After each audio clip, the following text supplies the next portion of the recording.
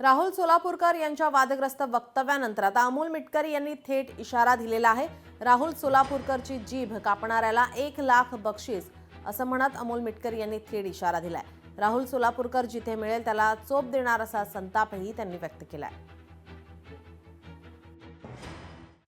महाराष्ट्रातील तमाम जनतेला मी विनंती करतो की या हरामखोरावर शक्य तितक्या लवकर कायदेशीर कारवाई करण्याकरता आपण स्वतः पुढाकार घ्यावा, प्रत्येक पोलीस स्टेशनमध्ये जावं आणि या भामट्यावर देशद्रोहाचा गुन्हा दाखल करण्याकरता पोलीस स्टेशनच्या PIशी त्यांना निवेदन द्यावं।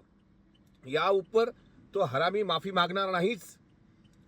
शिवरायांच्या चरणी किंवा बाबासाहेबांच्या चरणी जोपर्यंत तो नतमस्तक होत नाही, इतकंच काय नाक घासून दोन्ही महापुरुषांच्या जोड्यांवर जोपर्यंत तो माफीनामा त्याचा देत नाही तोपर्यंत त्याला माफ करायचं नाही। तो जिथे दिसेल त्या ठिकाणी मी त्याचं थोबाड फोडल्याशिवाय राहणार नाही हे या निमित्तानं सांगतो।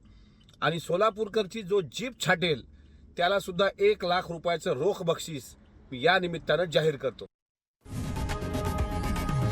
लोकशाही मराठी ऐका, पहा, जागरूक रहा।